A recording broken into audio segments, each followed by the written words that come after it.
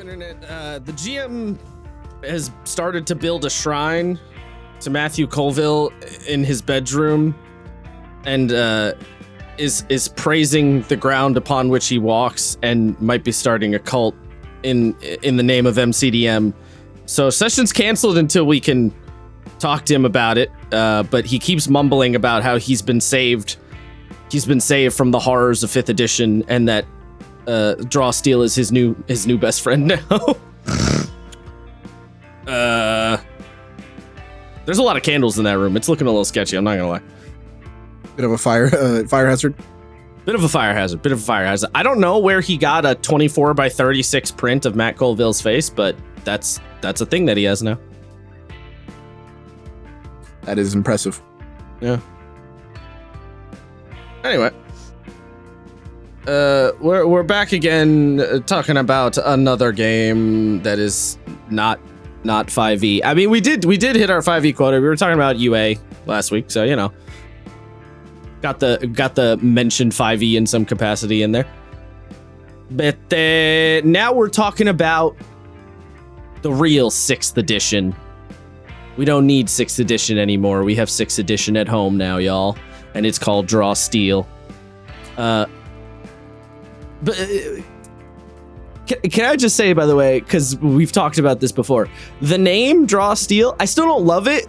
I don't like it. It's growing on me. It's growing on me. As I keep hearing people say it, it's growing on me. No, because I can't. If you were like, hey, do you want to play Draw Steel? I'd be like, wait, whoa, what? Like, you're using a verb to describe a verb, like. It's a little weird drawing in that. steel is a verb. Like, it's a little weird in that sentence structure, yes, but like the game as it's on its own being called Draw Steel is not. I don't know. It's growing on me. Still not my favorite. Still not what I probably would have gone with, but it's growing on me. I do have. So you know how like you feel about Storyteller in White Wolf games. That one. So I have that now. It's Director. Oh, I think Director's a good one. No, I hate it. Why? Because I think it's as pretentious as what you think Storyteller is. I don't think Storyteller's pretentious. I think Storyteller does a poor job of describing what you're doing and sounds off. But Director makes sense to me because it does actually kind of describe what a game master does. You're directing the scenes. Like, that is a lot of your job is being a director, like a movie director. Well, not quite, right? Because a director often has, at least in the moment, final say on how a scene plays, which you do not have as a GM specifically. You don't have in the exact same sense, but you are in a sense directing what's going on, right? You're instructing your actors, which is to say your players, about what they can and can't do, or what they are or not doing, and you're describing what's going on. Like, it's not that far of a stretch. And Matt Colville's a big movie guy. He loves his movies, so you know, he went with Director.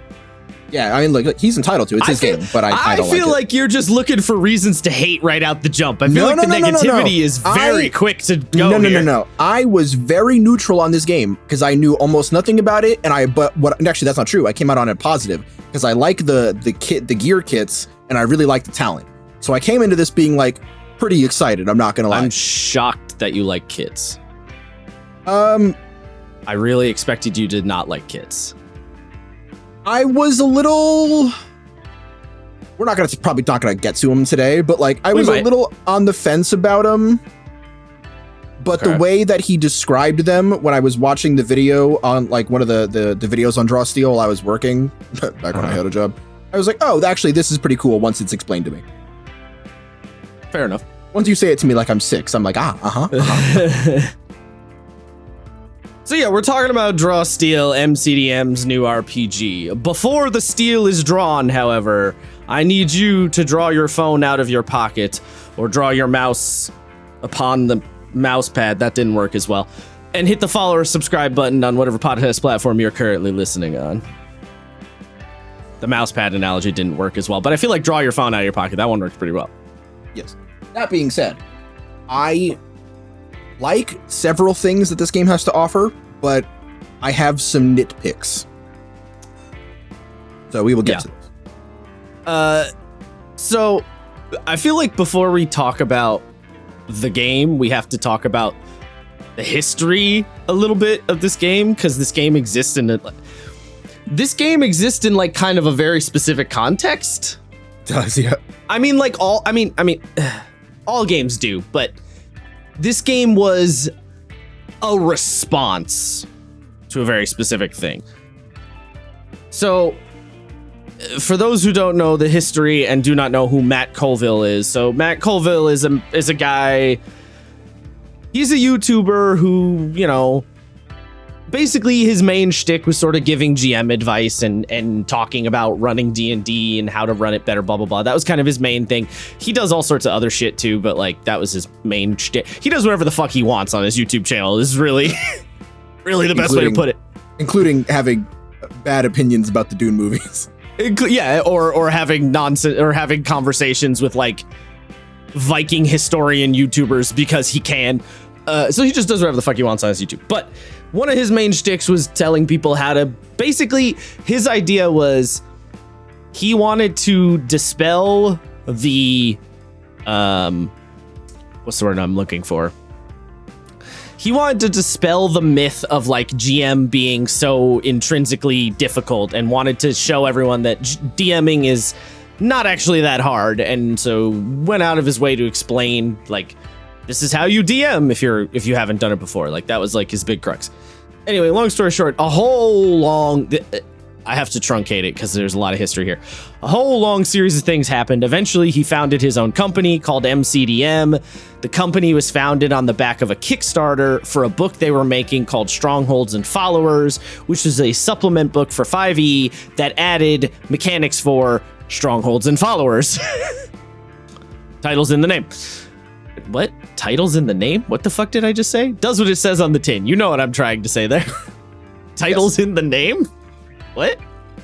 I was a little confuzzled on that one, I'm gonna be honest, but it's fine. We made it through. I don't even know what I was going for there. I don't even know how that... Okay, anyway. So, MCDM gets founded, and for a while, their shtick is making 5e, D&D 5e supplements. So they made Strongholds and Followers, and then they made Kingdoms and Warfare, then they made a book called Where Evil Lives, which was basically about making like really cool boss fights, was the kind of the main crux of it. And then a book called Flee Mortals, which was basically an alternative monster book to the monster manual. But as time went on, eventually Matt came to the conclusion, why are we doing this nonsense for 5e? Let's make our own goddamn game. And so they started making their own game, which for a while was just the MCDM RPG. Now it has come out officially, and it is Draw Steel. So the idea behind Draw Steel and the reason it exists is because Matt Colville, as a GM and a game designer and all these things, he likes the classical heroic dungeon fucker monster slapper type game that 5e is, but he, much like me and Isaiah do, felt like one of 5e's biggest, one of not big, maybe not biggest, but one of 5e's flaws is it tries to kind of make everybody happy and be somewhat generic in its methodology and stuff. So people primarily play D&D 5e as a fantasy superhero heroic fight the big monster to save the universe type game, right? That's generally how, like, the Critical Role style of game is what most people do with 5e. But 5e as a game and the designers kind of try to pretend that that's not what 5e is, and sort of try to act like D&D does all these other things, and like it can still be like a gritty OSR game, or it can be like a social intrigue game, but like really at the end of the day, 5e is mostly a heroic fantasy monster slapping game. That's the crux of it. So Draw Steel, basically Matt Colville is like, what if we just took that idea and just really hammered in and focused on that element that of that element of the game that people are already playing, what if we just made the game 100% about that and got rid of all the extra fluff nonsense that 5e sort of kind of pretends like it has sometimes? Yeah, anything to add there? No, yeah, I mean, I mostly agree. I think you can definitely see the grognard parentheses affectionate in this game, because it's not afraid to be crunchy and a little more convoluted for the sake of doing what it wants to do. Yeah, which I think on one end is good, but on the other, that's a nitpick I have. Because I am not the intended audience. You are absolutely the intended audience. What are you talking about? How are you not the intended audience? I'm an adjacent audience. How? Because I do like the crunch, I just don't like the way they did the crunch. Okay, but methodology doesn't mean you're not the intent. You are 100% the intended audience. You are a 5e player who wants a more complicated heroic fantasy game. You're 100% the intended audience. I might be changing. Whether the execution hit the way you wanted, you are the kind of person that they are going for. I suppose. Because to explain what I mean, this game is basically trying to make a game that is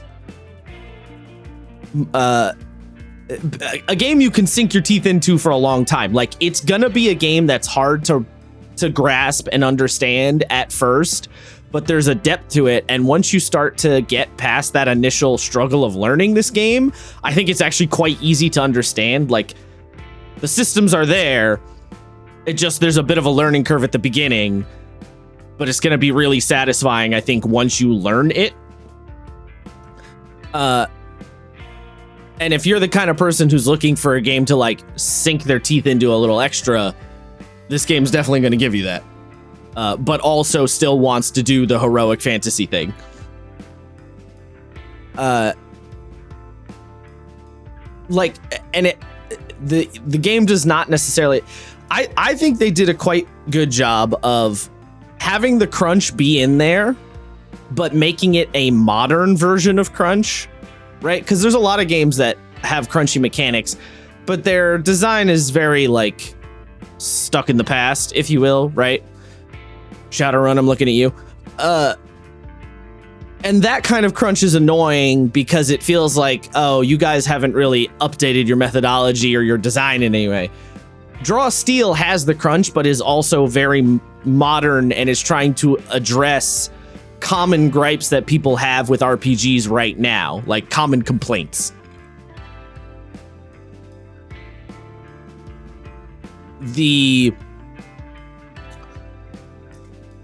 So it's a fun kind of crunch, I guess is what I'm saying. And Matt Colville is of the opinion, and I tend to agree with him on this one, that the idea that making a game more simple, like more simplified games, will sell better is an idea that game designers have cooked up, but is not an idea that he believes customers actually agree with.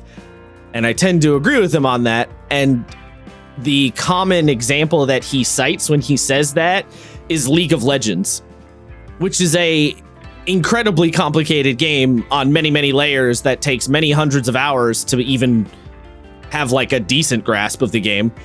And I say this as someone who has somewhere between like 600 and 800 hours in League of Legends. And that's one of the most popular video games in the world. So like, I definitely I see where he's coming from. So basically, they did not go out of their way to simplify Draw Steel for the sake of better sales or wider appeal or whatever. This is very much not that game, which I personally appreciate quite a lot. I don't know about you, but I appreciate it. Yes, like I do really like the desire to sort of maintain a level of noodliness for the sake of, again, like achieving for the vision. Yes, for achieving your sense of vision. And I think it does do it well. Like, I have criticisms, but I do think it does it pretty well. You see it in things like the way that the classes are built and the way that you sort of maneuver the game as each class, and the way that it feels really refreshing to build your character in like a 5e or D&D adjacent style of build. Yeah. Like looking through, it was a weird, you know, it's funny. I started off annoyed by this. I got 3 versions. I have 3 windows open, and each of them are different points in the rule book, because I'm building it. Like I was building a test character while I was reading the book, just to see like how well I was retaining information. Okay. And I started off being annoyed because I was like, fuck, what is this, 2016 when I have to do this shit again?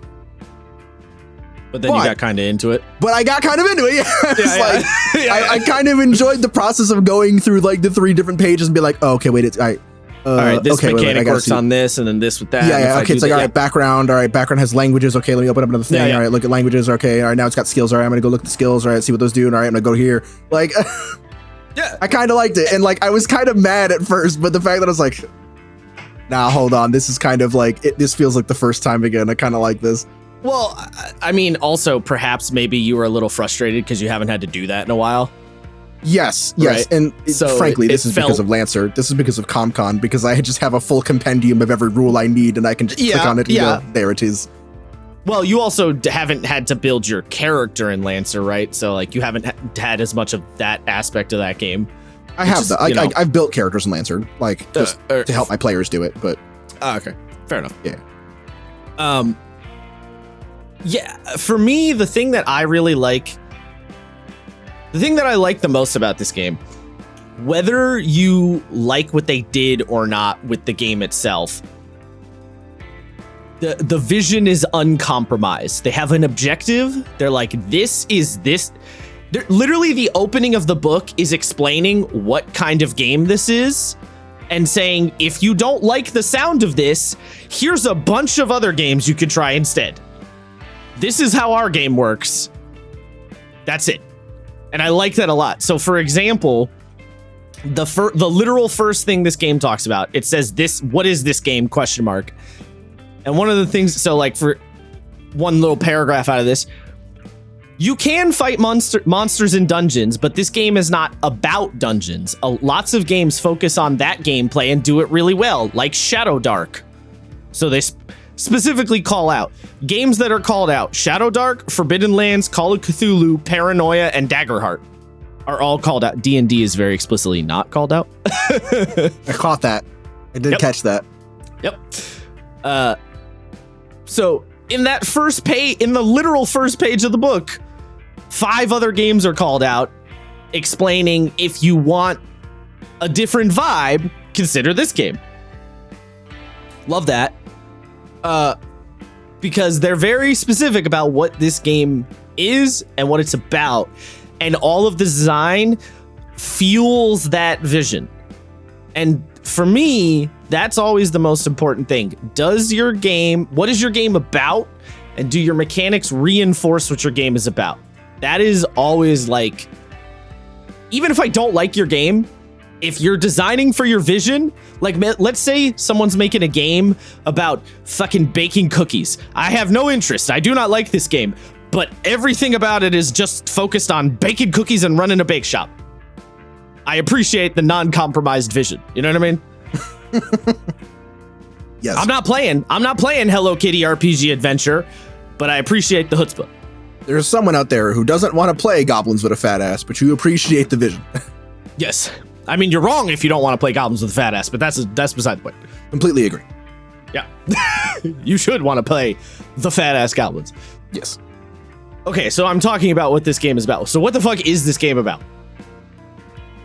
So the game describes itself as tactical, heroic, cinematic fantasy. Those are kind of the 4 pillars that the game bases the design on. They're like the 4 keywords, if you will. And I basically agree with 3 of the 4 of them. Can you guess which one I don't necessarily agree with, Isaiah? Of the 4 basic keywords, hold on. Let me just scroll to it real quick, because I was at a different point in the book. Tactical, heroic, cinematic fantasy. I'm assuming probably probably cinematic. Cinematic, yes. Yeah. So it explains. The game says, what is this game? And then it gives you a breakdown. It starts with the tactical part, and then it explains the heroic part, then the cinematic, then the fantasy. Okay. So the tactical, I basically think they hit 3 of the 4 really well, and the cinematic one is, So what are these 4 pillars that they're designing? Like, the reason I'm talking about this is because if you watch any of Colville's streams when they were designing the game, or you listen to James Intricasso or watch any of his videos, they always would hammer home this phrase of tactical, heroic, cinematic, fan. Like, they would say it over and over again because it was like their sort of North Star for the design. So the tactical part, I think they hit really well. The game has all these different elements of like movement, area of effects type abilities, buffs and debuffs, abilities that are like positioning is so important in this game. Like, there's so many abilities in this game that you can do, like force enemies to move your allies forcibly, get yourself out of the way, position certain angles for certain attacks. There's like burst AoE abilities for almost every single class that, originate from you. Like, the positioning is crazy important. Spitefully heavy on positionals, because I think, and I don't watch a lot of Matt's streams, but it like, he would definitely be someone where it's like, you don't fucking move enough in D&D, and I don't like that. I don't know if he's not saying for a fact that it's spiteful, but it almost seems like spiteful's not the right word. It seems like a direct response. It is a response. The movement meta of D&D. Yes, and like it is 100% a direct response, because I don't know if he necessarily has a problem with the way that the sort of lack of movement that 5e tends to have, and that element of it. I don't know if he is bothered by that, but he definitely feels like the movement and positioning element of the game is really, really important if you want to have that tactical feel. Like, one of the earliest design decisions he would talk about on stream and stuff was like forced movement, pushing enemies around. I mean, there's a whole mechanic based around punching enemies into walls or through objects to deal extra damage. I was MCDM is doing a actual play of the Delian Tomb adventure, which is their like kind of starter adventure thing. And literally the Knoll player, which is the monk essentially, punched a goblin through a wall into another room and killed him. I kind of love that. But I can only see it as Guilty Gear wall breaks. Yeah. Fun fact, the streamer I watch, Octopimp? Yeah. He has a lot of mods on his Guilty Gear, and one of the mods he has is anytime he punches someone through the wall, it's the Yoda scream. I love that. It's so anytime I see it's the Yoda scream from Lego Star Wars. It's so funny to me that you said the streamer I watch, Octopimp, because I'm an OG Octopimp fan. So I know you are. I've been here. What is it? I'm not exactly saying, quote, not to me the old legends, but I was there when they were written. He likes to disassociate from the Homestuck thing these days. He doesn't talk about it too much. Look, I understand that. Totally fair, but you cannot erase your history, my guy. No, I know. Now I know him as Axel. Yeah. Yes, he's much more focused on the voice acting thing these days. I mean, he still streams, obviously. But anyway, regardless. Yeah, so I just imagine punching someone through a wall, I just hear the Lego Yoda scream. Yeah, you know the one. Yeah. So yes, the point I'm getting at, the forcing of movement and the repositioning and the not staying in one place basically was a big core tenet of the game. That's not the only element of the tactical bit, but it is one of the big focuses of the tactical bit. Another great example in the actual play, they were fighting an Onkeg boss, a a legally distinct onkeg. I don't remember what it's called, but big bug thing. And there were like bones. There were rib bones sticking out of the wall. And if anyone got punched into the wall, they took extra damage from the rib bones, stabbing them. I like that. Yeah. So, yeah, the tactical thing, I think they nailed it. I mean, there's also some of the stuff like the bard can do in terms of like buff, the troubadour can do in terms of like buffing allies and throwing out like different moves is very good. Take a shot because Isaiah has another Ludo narrative break, because to me Troubadour has always been the evolved cavalry mounted healing class in Fire Emblem. So I read Troubadour and had like a weird eyes cross moment. I'm gonna be honest though, that's not what a troubadour is. So in this case, I think they're using the word more correctly. They almost certainly look. Druids also are not typically dark mages, but yes, and yet I think Druid still 15 years after playing Blazing Sword, I'm like, yes, dark wizard. Yeah, no. No, a troubadour is essentially another word for a bard. Yes, I know. A troubadour, you're a traveling entertainer. Yes. So the heroic part of the game, how's the heroic part feel? Again, I think they really nailed the heroic part. The abilities in this game, there is no dirt farmers allowed. When you are level 1, you are fuck off powerful right from the jump. You have so much shit. Well, it's funny because it's like even the Fury, which it's funny because in Fabula, the Fury is the monk, but in this game it's the barbarian. Even the Fury in this game is like, I'm just going to open up a pocket dimension. Yeah. And I literally went, what? I mean, at level 1, like the Censor, which is roughly your paladin equivalent, you have like holy judgment, burn them with holy damage because they're a bitch. You have like magical blessed hammer swings, like all the like cool over the top anime-esque shit that 5e does.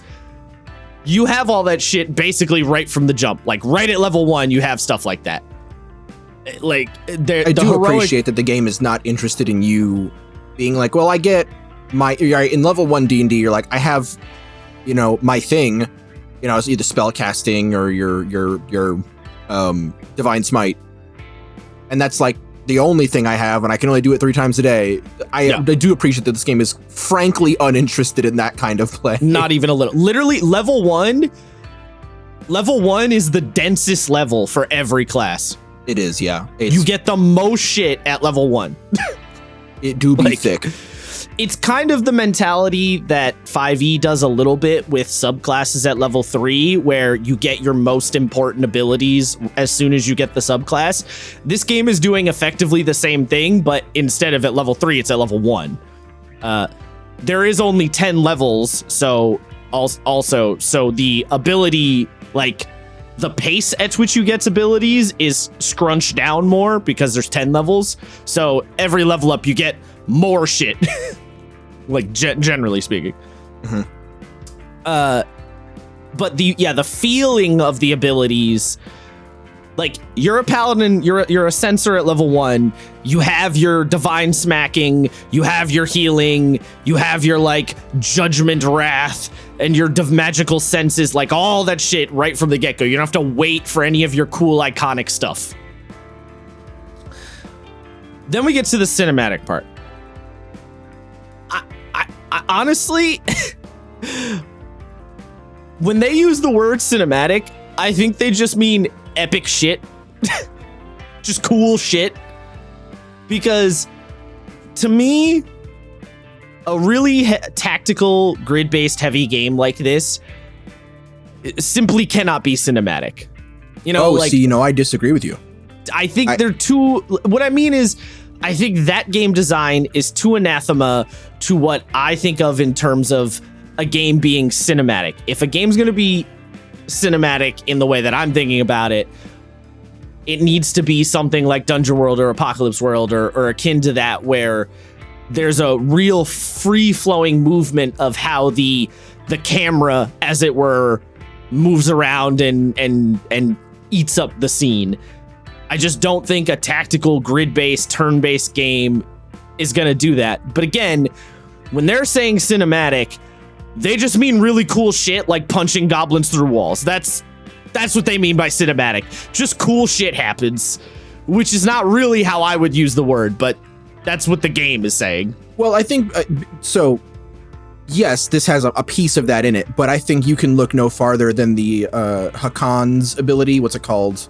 Doomsight? Yeah. Which I think is a perfect example of like super interesting cinematic gameplay. For those of you who don't know, I'm just going to say it now. You basically get to work with the director to say, at one point in the campaign, there will be a fight, and in that fight, this character will die. But during that fight, I have infinite health, I do max damage, and I pretty much just negate most negative effects against me, which essentially guarantees you a win in that fight if you can't be killed effectively. But you will die, and you cannot come back. You're just dead. So, but again, that to me, it feels like is just really cool shit. Like, it's a very cool idea and I love it, but the word cinematic just means a more specific thing to me. Like, cinematic means to me, I'm envisioning the game literally like a movie, which I think with a turn-based tactical game like this is really hard to do. You can have really epic, cool abilities that in retrospect create really cool moments, but that's not quite the same to me as directing the game like a movie. Because when I'm running Apocalypse World, I can literally move the proverbial camera around like a movie director. I can dictate what we're focusing. Like, this thing is happening with these two characters. We're going to focus on this for a while because this is the most important moment. As opposed to, I want to focus on what's happening with the Fury player, but it's not their turn, so I can't, I have to be beholden to the game. You know what I mean? Like, I see where you're coming from. I think it's a different definition of the word. Yes, well, I think that's exactly how you put it, because I would quantify something like Doomsight as quite cinematic, but I see what you're saying. Yeah, I don't know. Sean Merwin on the Eldritch Lorecast said basically the same thing I said, where he was like, it doesn't really jive with what I think of as the word cinematic, but the way they're using it makes sense in their context. Honestly, actually, because this is the contentious one, I'm just gonna read this one. Just go for it. To get the point across. So, okay, so cinematic. Closely tied to the heroic keyword, the cinematic keyword is about how we like abilities and features to be strongly evocative. You can imagine your character doing or saying these things. In all this confusion is a good name for the Shadow's ability to slip out of melee and retreat to safety. The text of the ability says how it works, but the name creates an awareness and explains how it's working. When Sir Vanazor the Dragon Knight Fury leaps into a goblin war spider, cleaving through the goblins, riding the creature in a single turn, you experience that action in your mind. It feels like a movie. It doesn't feel as simple as you rolled well, but like an epic scene. Complete with slow motion and the Carpenter Brute soundtrack. See, that second paragraph, I disagree. I don't feel like I envision the game quite in that fashion. Like, I kind of have to agree for the simple fact that they had to call out the Carpenter Brute soundtrack. Yeah. I'm sold. I'm done. I'm good. Like, I get what they mean. Again, it's just not how I would phrase. Like, to me, that's all just sick, cool, evocative shit happens, which is fine. I'm not complaining about that. And I was speaking of, and like the name of the abilities, like in all this confusion is an ability name. I do like that all of the abilities evoke a vibe very strongly. Like, they're all kind of poetic, actually. They are, yes. The last little paragraph. You should imagine your tactician character leading the battle, granting your allies free strikes, extra maneuvers, coordinating the battle. That's what the name implies. And if we've done a good job, when you read through the character's ability, you'll think, yes, this is what I was imagining. I can't wait to do this. I do agree with that. I do think I read through the characters and go, yes, I want to do that thing that like gets me hyped. I do agree with that part. Yeah, it's just, I don't know what I would have. The thing is, too, I'm bitching about the use of the word cinematic, but I also don't know what word I would have used instead of it. Right. That's something worth mentioning as well. I don't know what I would have used either. Yeah, I don't know what you the could say evocative. I think evocative works. If you wanted to substitute those two out. I might have just used the word epic, to be honest. Right, but epic, I don't think epic explains scale, but not feeling, I think. For me, at least. I don't know. When I think epic level gameplay, I think about what you're fighting, but I can't see how you're doing it. I don't know. I mean, hold on. Tactical, heroic, epic fantasy. I mean, well, it does evoke the upper echelon of play a little bit when you use the word epic, but I feel like it also, I don't know, because there's the current use of the word epic, and then there's the old school use of the word epic, right? Well, the old school use of the word epic was just larger than life. Right. Well, the old school use of the word epic, which I think kind of fits in the original sense of the word. Yeah, which I think kind of fits with cinematic, right? Like when you say Homer, like when you talk about the epic, you know, the Odyssey that is the epic, or the epic that is the Odyssey, that evokes a kind of a cinematic element, I feel like. But that's not really how the people use the word so much anymore. Sort of.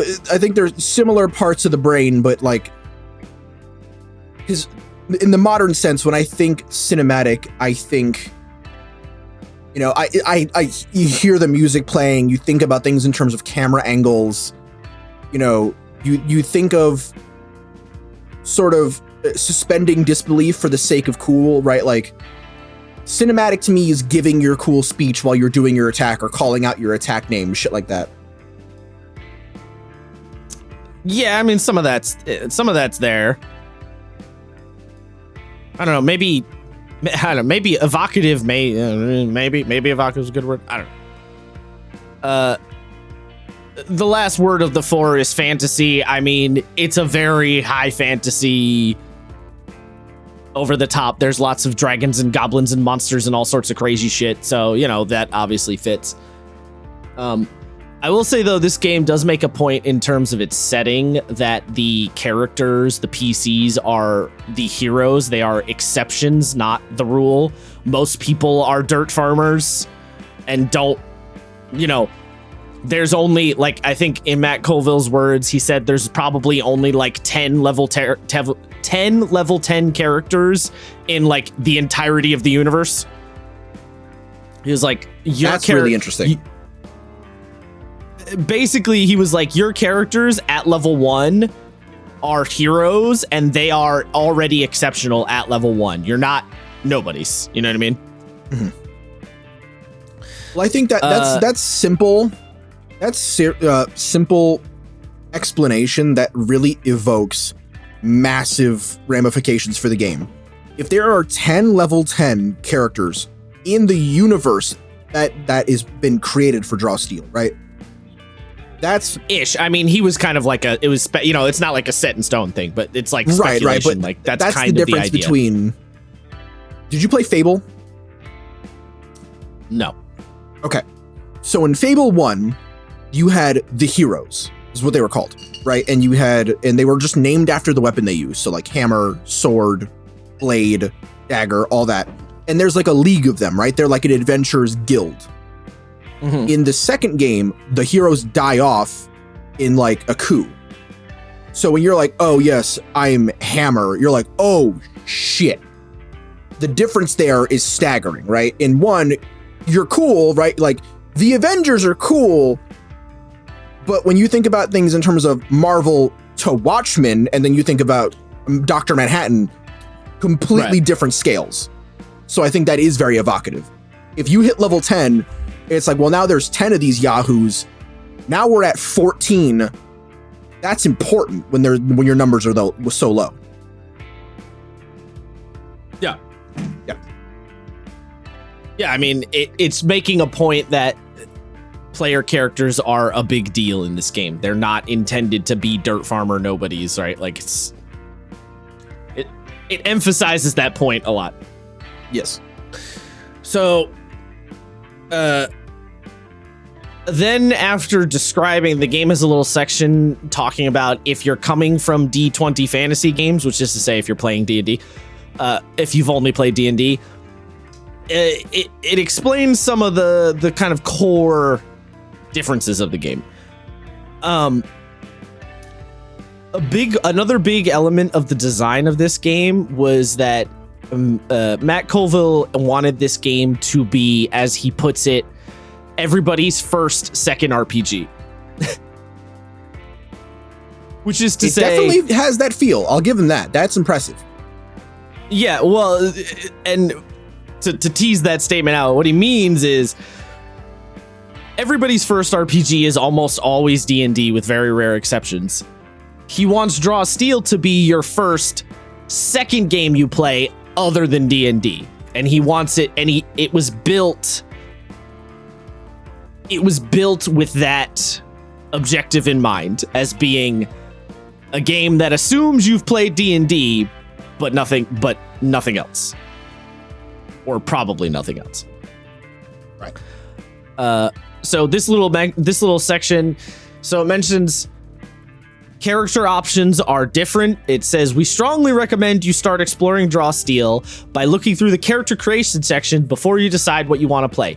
You can't just assume the Conduit is basically a cleric. In some ways it is, but in other ways it's quite different. And I would agree with that. You're going to look at the classes in this game, and you are going to go, okay, this class is this class from D&D. And they are, to a point, but do not assume they work exactly the same, because they absolutely do not. Smaller bonuses and penalties.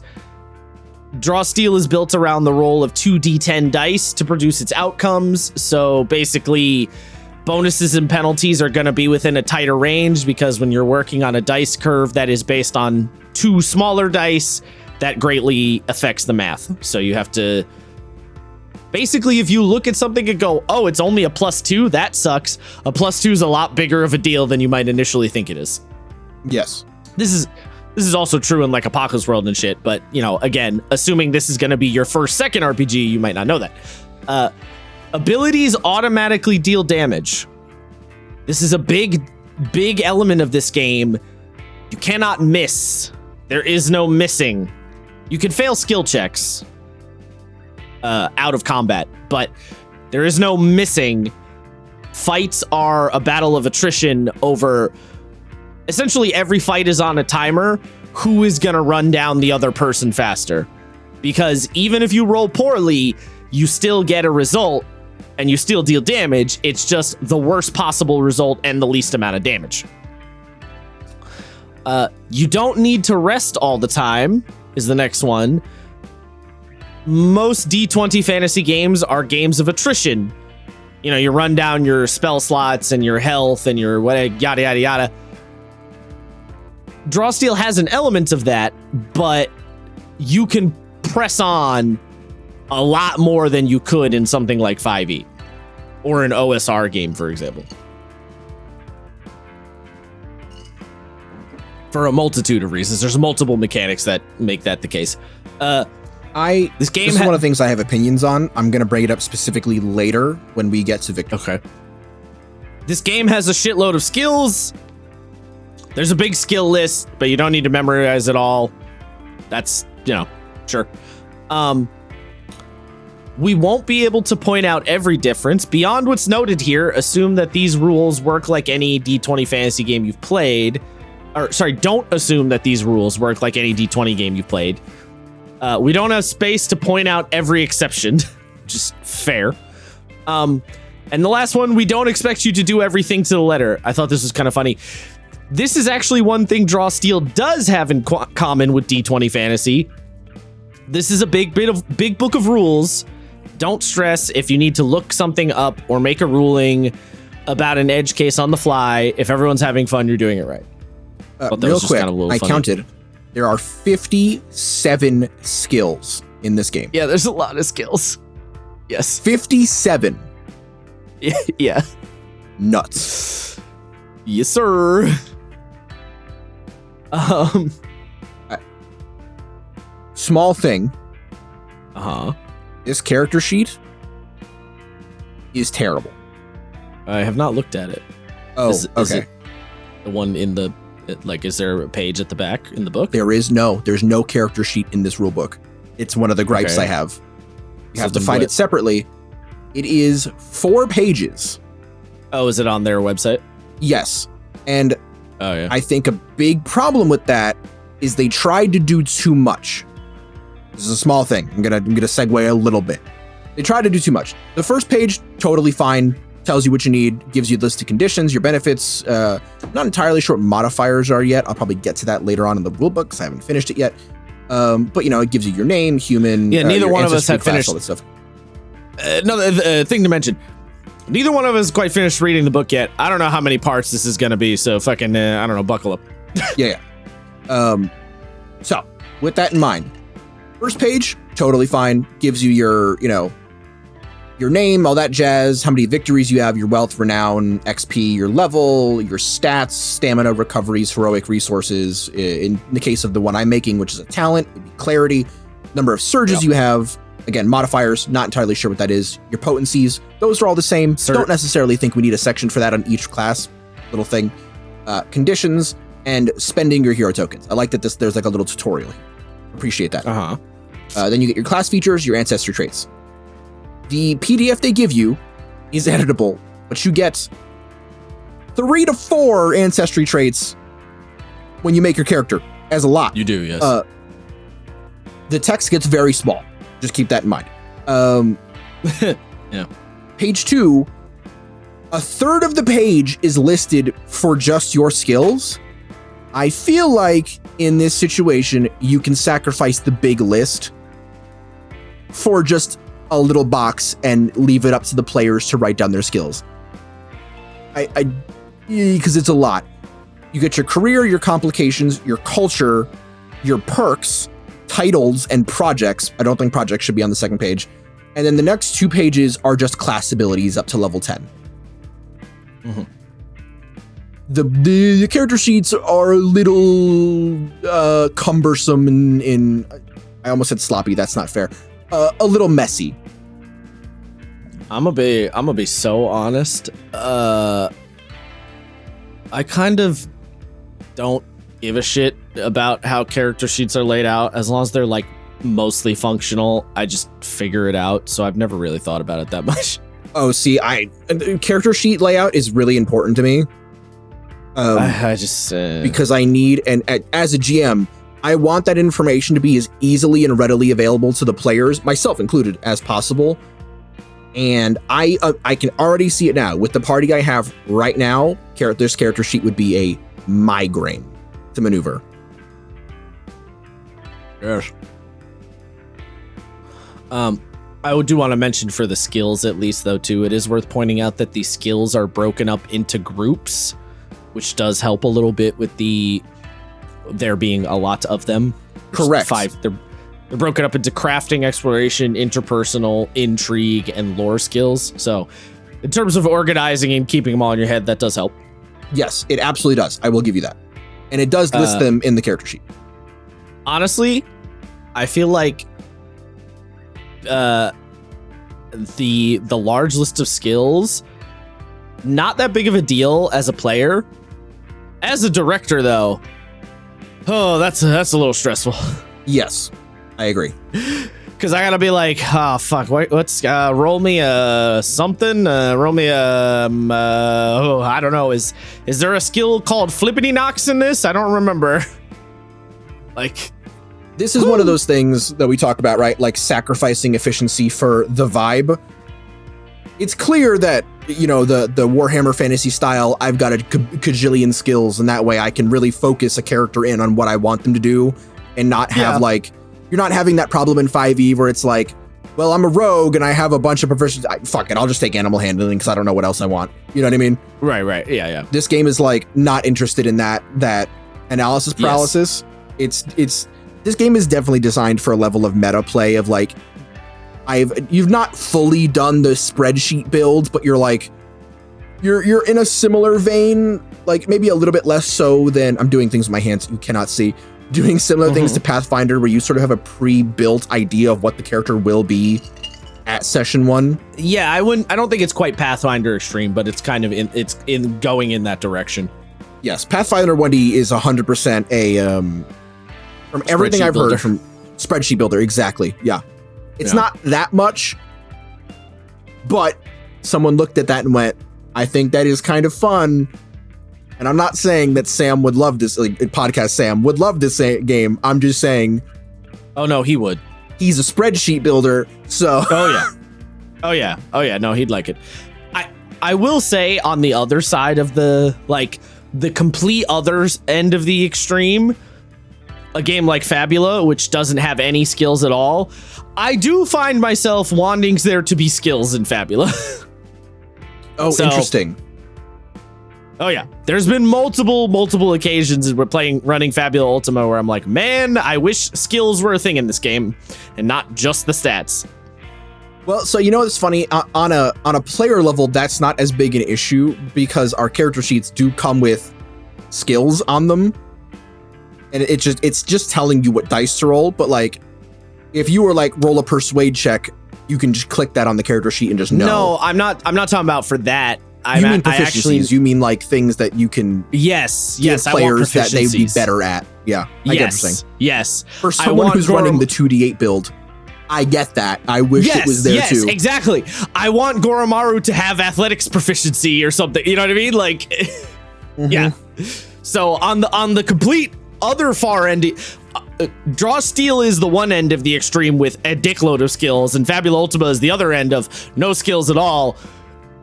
I do find myself wanting the happy medium a little bit. I get that. I do. Yes. Yeah. But anyway, that's neither here nor there. That's something we could talk about when we do our inevitable campaign is done. How do we feel about Fabula episode? Because there are definitely, not to say that I don't like Fabula, I do, but there are definitely elements of Fabula that are getting on my nerves as we play more, where I'm like, I just wish. That's fair. Anyway. I mean, I don't think it's the perfect game. We're also not talking about Fabula again. No. But I am interested to see what you have to say once the campaign's done. It's very, very, very, very specific things. Like, it's very focused complaints, I would say. Anyway, speaking of the big list of skills, there's a lot of like keywords and phrases and terminology. There's a lot of terminology in this game. But I will say, there is a fucking massive glossary. Oh, dude. Six pages. Dog. 6 pages of a glossary. When I tell you, I ain't read that shit. Anything you need to look. Wait, what'd you say? I didn't read that shit. Put that at the back of the book. No. I'm not. No. You don't need to read it. I'm just saying anything you might need to look up is in that fucking glossary. It is. What I'm saying is that glossaries are typically at the back of the book. Keep it there. Please. It's in a slightly odd place, but like whatever. Yes. I don't know. It's fine. Here's the thing. When you see the word glossary, you know you could just skip past it and worry about it later. You know what I mean? Like, but it is very big and it's very thorough. Like, really thorough. So as you're playing, as you get tripped up on specific terminology, and because this game has a lot of like using a keyword to tell you how like an ability works. There's a lot of that built into the game. This glossary is going to help a lot. Again, 6 pages, double column. So there's a lot of shit in there. Then we get to the basics. All right. So the basics of the game. What's the general basic flow? Emphasis on basics. This game does the thing I don't like, where character creation comes before they tell you how to play the game. So we're not really going to get into the meat and potatoes of playing the game with this episode, so we're mostly going to be focused on character creation. But the basics gives you some of that. Gives you some of the rule stuff. So First and foremost, what are your attributes in this game? They call them characteristics. You have might, agility, reason, intuition, and presence. There's 5 abilities instead of 6. That's fine. I've always felt like I've always felt like wisdom could probably go the way of the dodo, so whatever. They're pretty much what they sound like. Might, agility, your strength, your dex thing. Reason is just your logical element of, do have brain big, yes. Also, I said wisdom, but actually the ability, the attribute they got rid of in this game is constitution. Because your character's stamina, health in this game is referred to as stamina instead of hit points. I actually like that better. Because it reinforces the heroic theme better, I think. Reason is your general, logical mind deduction, your smarts, intuition being your sort of, your wisdom-y vibe of instincts, essentially, and presence being your force of will and personality. The game mentions a couple of weird dice. Sometimes it asks you to roll D3s and D100s. Just tells you how to work those. Then it mentions this is basically the core die mechanic of the game is the power roll. So the way this game works is when you make a power roll, you roll 2d10 and you add your characteristic. What characteristic you're adding will change depending on what power or ability you're using. And then the outcome of the power roll is broken up into tiers. So you have tier 1, tier 2, and tier 3. Effectively, they took the degrees of success from Apocalypse World and translated it into a heroic fantasy superhero vibe. So tier 1 is if you get an 11 or lower, tier 2 is a 12 to 16, and then tier 3 is 17 and up.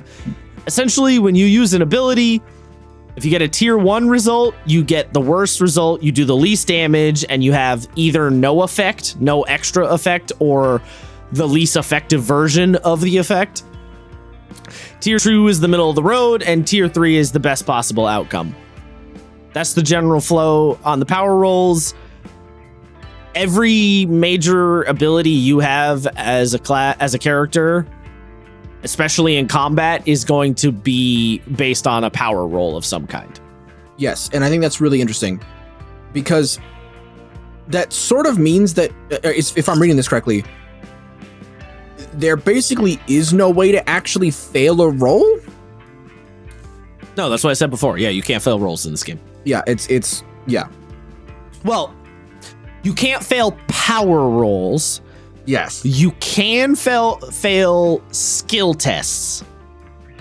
There is that. So in if you were to translate it to D&D terminology, in Draw Steel, you cannot fail attack rolls or spell checks, but you can roll ability. You can fail ability checks. That would be the D&D translation. Mm-hmm. You can also, just in case anyone was curious, you can downgrade your power roll to a lower tier if you want to. I haven't seen any ability where it makes sense that you would want to, but if you want to, you can. They say it if a tier 2 gives you slowed, but a tier 3 gives you restrained, and for whatever reason you'd prefer to use slowed, you can downgrade to a tier 2. I feel like it would have made more sense to just say you can choose the effect of a lower tier while maintaining things like damage. Sure. Yeah. Like I said, I haven't seen any reason where it would make sense to necessarily do the downgrade anyway, but I don't know. Maybe there probably was some edge cases that happened in playtesting. That's why that rule is a thing. Would be my guess. Likely, yeah. Then it briefly mentions natural rolls, which is to just say the phrase, you rolled a natural 20. It's just a basic explanation of that. Then you get to edges and banes. So you don't have advantage and disadvantage. You have edges and banes. So An edge is a +2 to your rolls. And then if you get a double edge, which is to say 2 instances of an edge bonus, you automatically upgrade whatever your roll is. You upgrade the tier. So if you rolled a tier 1 result, you automatically bump it to a tier 2, regardless of what number. And then Banes are the exact same thing, except in the opposite direction. So it's a -2, or you downgrade your tier. I don't know why they gave this a fancy name necessarily, as opposed to just calling it like -2 or +2 or whatever. There's probably a reason that I'm just not thinking about, but yeah. that's edges and banes. You can wait, now I'm free. I don't remember if they cancel out. They do, with yes. Each other. They do. The big right? thing is that you can get the double edge or the double bane, which automatically will give you a +1 tier of success or -1 tier of failure. If you have, for example, a double edge and a single bane, it doesn't matter how many things that you get that would add on to your edges, it's still considered a double edge, and a bane will bring it down to a single edge, and vice versa. If there are equal amounts, they just flat cancel. Yeah, okay, yeah. See, I read that a while ago. So, I mean, I read it a while ago, so I just couldn't quite remember how it mathed out. And then it briefly mentions like basic other bonuses and penalties that can be potentially imposed. Essentially, you know, your director could be like, oh, you have a bonus for X, Y, or Z or whatever. And then a couple of abilities would give you automatic tier outcomes. So like sometimes the game might say you automatically get a tier 2 on this regardless of what happens. That would supersede any other like negatives. And then you have hero tokens. These are basically inspiration from 5e. Except they are tracked in a pool. So it's not individual. The entire party gets hero tokens. And the entire party can spend from the pool. Basically, anytime you get a hero token, or you get hero tokens anytime you do something heroic. So the examples it gives: a hero who leaps off a cliff to reach the bottom and aid a friend, who crosses a burning bridge to save a stray cat, or who wagers their most prized treasure as part of a negotiation to get shelter for a group of refugees might earn a hero token. The director has final say regarding what heroic acts earn hero tokens. Here's what I'll say about this. Is this still a little bit of the Mother May I problem like inspiration? It is. Yes. However, I like this better because it's very specific about what kinds of things should earn hero tokens, right? It doesn't just say, like 5e says something along the lines, oh, if your players do something cool or something funny or something heroic, like it gives you a big, very broad general list that's really vague. This is specifically saying if they do a heroic action and take a big risk to save somebody else, if they do the superhero thing, if they do the Superman save the squirrel, they get a hero token. It does still have the problem that the director has to remember to give it to people, but at least the director has a more specific kind of action to be keeping an eye out. You know what I mean? Is sort of. I'm with you that I really like. Yes, it is better, but I still do not like the way that this is handled. There are a lot of systems that they talk about up front that have to involve your GM basically just deciding to slide you a crisp high five, and I find this annoying because, as we talked about in the Mother May I episode, discussion in conversation is not Mother May I, right? If the example, I was talking to Paladin about this yesterday. If there's a situation in a game like Fabula where it's like you cause a storm, like talk to your DM about how that works. The conversation is not whether or not you can do it, it's the details about that thing. So if you're in a desert as opposed to an ocean, maybe it's a sandstorm, maybe it does fire damage as opposed to lightning damage. That's the conversation I like. Whether or not I get one of the primary currencies of the game, yeah, that I'm not vibing with. I mean, the hero tokens are not really one of the primary currencies of the game. They're very much a little extra bonus, right? Like, they're not intended to be vital. But like, yeah, it still has that little bit of the Mother May I problem, but it's a lot better if you're more specific about it. I think that helps a lot.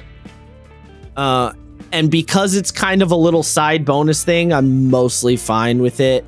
You just remind your director every once in a while, like, hey, is that hero token worthy? You know, like, I don't know. That's not too bad.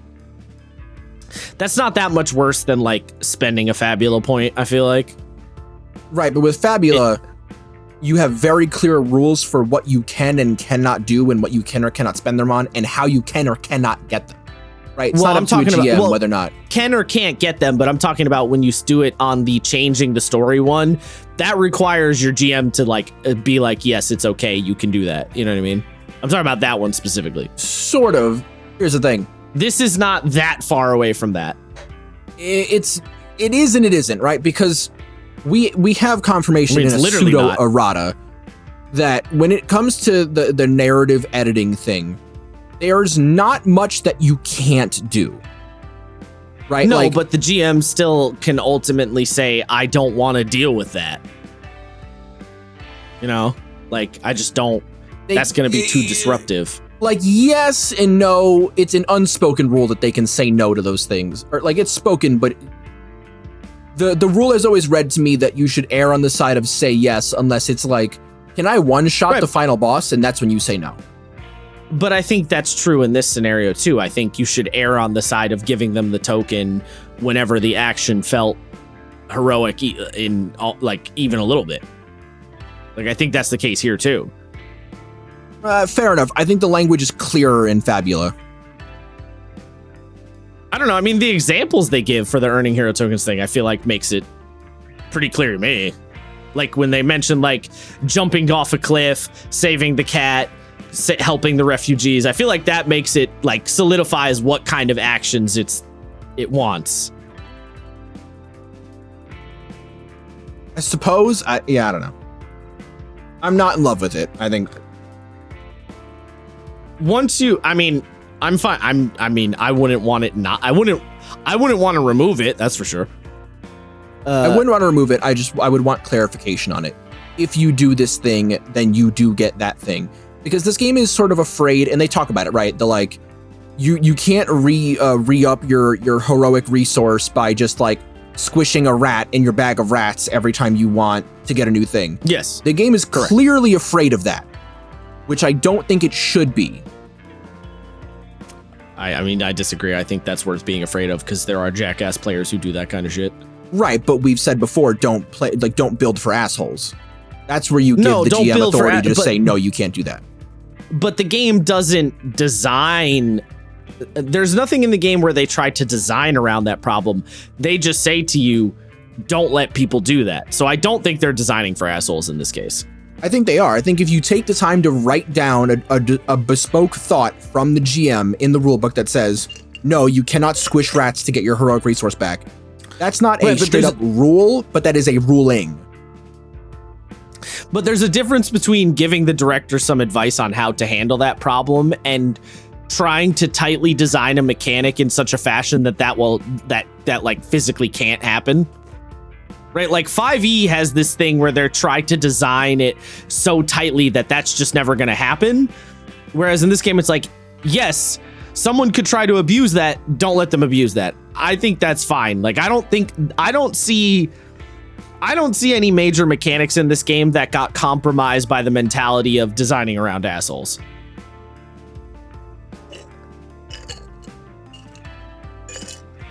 I feel like that thing is right there. Like, I think what the ruling on the squishing the rats in the bag, that is designing for assholes. Because again, you took the time to bring it up and you're not even really referencing the GMs. It's not even really advice because it's not referencing the GM. It's basically saying, you player, you can't do that. Hold on, I'm trying to find where it is in the book. Give me a second. I guess, I don't know. I just don't think that kind of wording is that disruptive. Like that saying that, squishing rats in a bag is not heroic, so it doesn't earn victories. I don't feel like is that disruptive to the game, so it's fine to have that in there.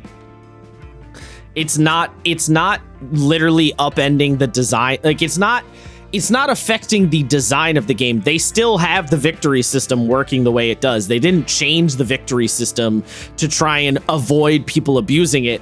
They just said director and players don't abuse it. Right. So, but like they still design the rats in a bag thing is not what I have the problem with.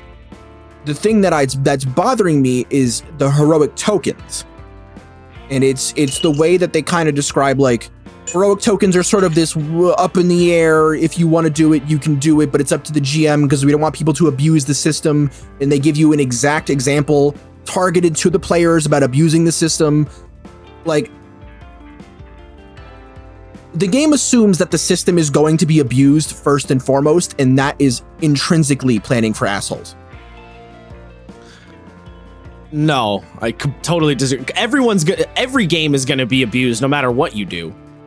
Right, but this game is assuming that there is a player who's reading that book, who's going to abuse that system, and is yelling at that person specifically. They are assuming correctly around that ethos. They are assuming correctly that people are going to do that behavior, so it's mentioning, hey, please don't do that, that would be shitty. Right, and mentioning it is fine, but when you retroactively plan abilities around it, like leaving victories up to the director. I don't feel like they've retroactively planned anything around it. Like the way the victory system works, I don't think is built around this problem with assholes assumption. I think it's built in such a fashion that the director is going to present you with suitably heroic battles, and then you will be rewarded for such. And then there might be that one player at the table who's like, what if I try to abuse this system? And then the game is like, well, no, your director is presenting you with these kinds of encounters to do this already. Don't try to like screw your director like that. Like it didn't compromise the design. They designed the thing they wanted to. Right? I don't feel like the design got compromised because of that fear. I think it did. I don't understand how, but fine, we're moving on. We can move on. Yeah, it's fine. But like, yeah, we're just gonna have to agree to disagree on this one.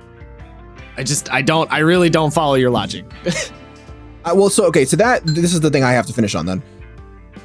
You cannot plan something and tell players that they don't have control over gaining one of their key resources, in this instance, heroic resources, whatever you want to call them.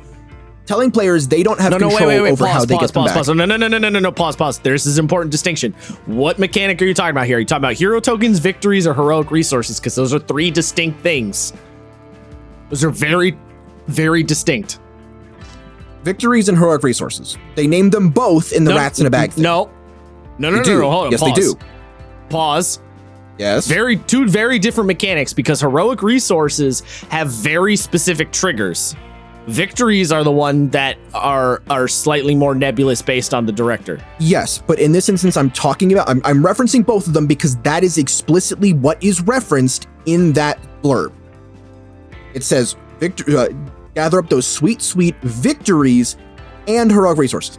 In this instance, I am leaning more towards victories. So keep that in mind. Okay. So in the sense that the game is telling you, again, you cannot do this thing, and then removing a player's ability to control whether or not they get their primary class resource, having that be a thing that has to be awarded to them. And in this instance, I'm talking about victories as opposed to heroic resources, because victories are how you get your, like, how those victories charge up your heroic resources, and how you get your XP, all that shit. They're not how you charge up your heroic resources. They are at round 1. You get a certain amount of them based on your victories. Yes, that is true. Oh, yes. The very first round, yes. You get a certain amount based on victories you currently have. But they're not the, like, only option. No, it's not. And to be fair, again, the heroic resource is less of a problem, but it is the victories thing that is the primary problem. And heroic tokens are sort of part of that insofar as they work almost exactly the same way. Well, again, hero tokens are a little extra sprinkle on top. They're not like a core thing.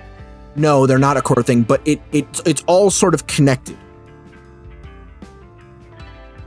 I just don't see anywhere where the design got compromised because of this one little fucking blurb. The blurb is the compromise. It's a very minor I mean, Isaiah, do you want players to go around scooping up bags of racks and bonking them on the fucking head to get like free XP? No, but like, is that a thing you want? Don't think that's going to happen commonly. It is going to happen though. There are those people. That's the problem. No, yeah, but commonly, right? Because now you're talking about like risk reward stuff. You're getting into an argument of like percentages. How often is this realistically going to happen? Probably not so much. Maybe Matt was just sort of preparing for some like the grognard gamification of for things. Some assholes. Right. But how is this way? And Fabula doesn't bring it up at all. It just says there are situations where I can't remember what they call you, but the GM can say maybe that wasn't worth that thing, or maybe you can't go that far. It's not saying that this will happen. Different? Because one is sort of subtext, like, yeah, maybe this could happen. You have the control to do it. In this case, it's text, and that text is... But it's such a tiny little paragraph. Like, it's not a tiny paragraph, though. It's a tiny paragraph in terms of written writing, but what it stands for, what it means, is a massive fucking problem. If I do a fight... In the same way that you can have shitty players, you can have shitty GMs. You do a fight, and the GM just goes, "Nah, I don't think you get a victory for that." The game is accounting for shitty players, but it's not accounting for shitty GMs. Well, okay. I mean, first of all, because again, if you... that's on the table no matter what. Like, you can't avoid it. It tells you how you should think about it. But at no point does it even the odds and tell you, if you do this thing... you will get a victory. Well, because the idea, the director is told to design victory-worthy encounters. Like, that's the other end of it. Right, but that can, in the same way that someone could ignore the good faith argument of not squishing rats in a bag, and therefore they planned around the rats in a bag thing, the GM can just ignore that, like they ignore giving out advantage in D&D, which is a common fucking problem. I don't, but what else would you want them to do in this? Like, I don't understand what the alternative here is. Like, this doesn't make any sense to me. Literally just do the Fabula thing. Tell the GM, this is what awards players victories. You can award them extra ones for doing X, Y, or Z, but realize that they don't always get them.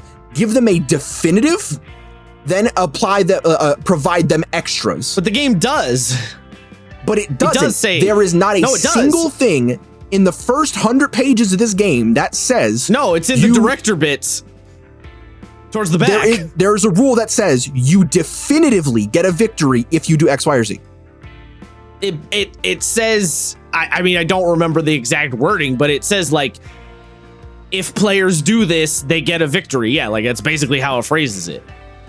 Like, if they generally it's talking about in context of like a combat encounter. If they fight a combat encounter on par with their skill, they get a victory. Right, but there's a caveat in there, because I'm going to read this as it's written. Each time your hero survives a combat encounter in which the party's objectives are achieved, you gain 1 victory. Caveat: the director can decide that a trivially easy encounter does not earn heroes a victory. Yeah. I don't think the director should have the ability to just choose that. If you do a combat encounter, it is choosing. The director can say, well, I think you guys... No, because there's a mechanic... That's not trivial. That's not random or trivial, because there's a mechanic that specifically tells you it's designing the encounter. If the essentially in D&D terminology, the game is saying if it's an easy encounter, they don't get a victory. If it's a medium or hard encounter, they do get a victory. That's essentially what the game is saying. It's not random. It is dictated. There is math behind the encounter building in this game. Okay, so then therefore we get into a language problem. It is dictated, but it isn't, because you are setting a standard by saying can decide. That's very powerful language. Can decide versus this happens. I think you're getting way too strung up on like a couple of words and how they phrased it. I really think this is not as big of a problem as you're making. Like, I think you're making a mountain out of a molehill here.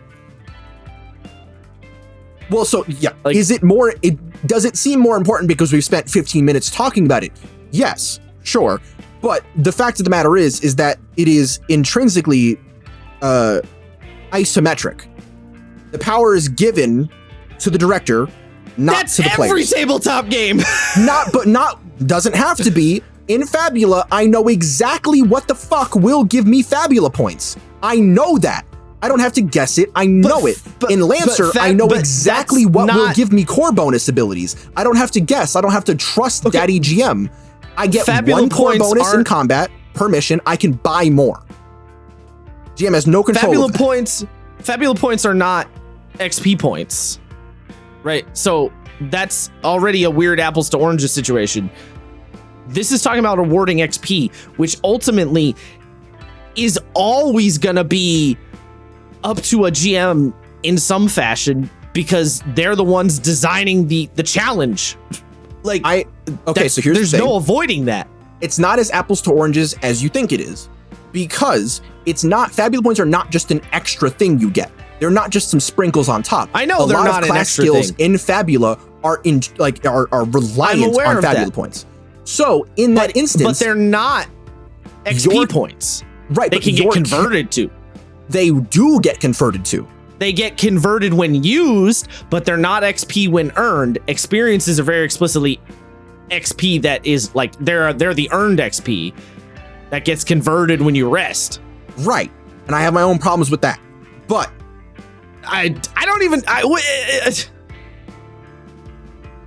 we need to move on. We're getting absolutely nowhere with this. This is ridiculous.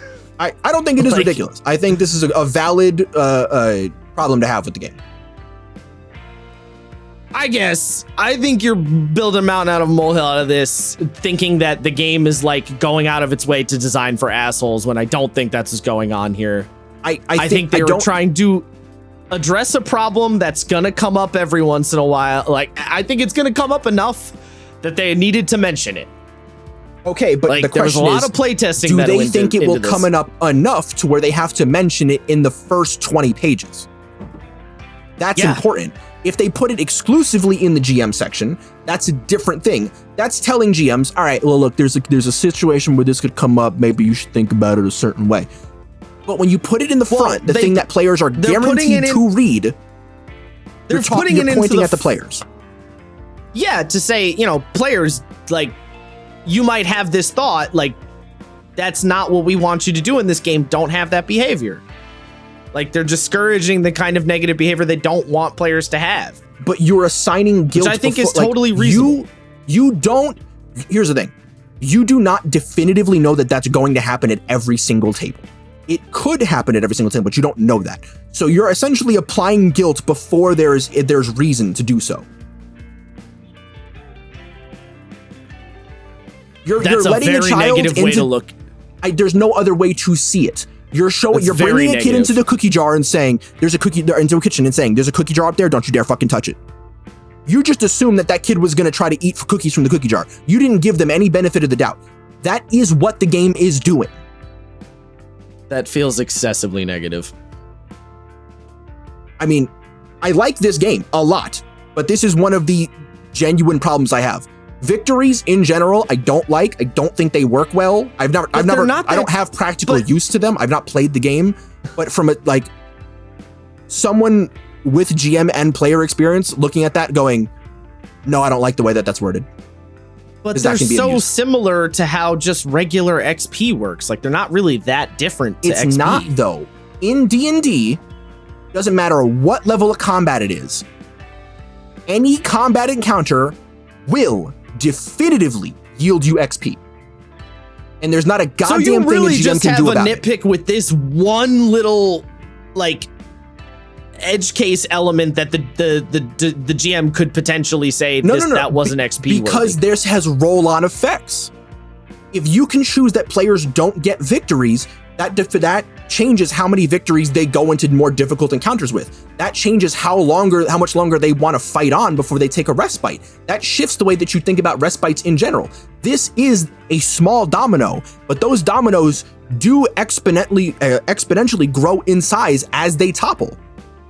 That's the truth. But you're completely disregarding the fact that the director is told to design like victory-worthy encounters explicitly as their job. Like they're said, you should do this.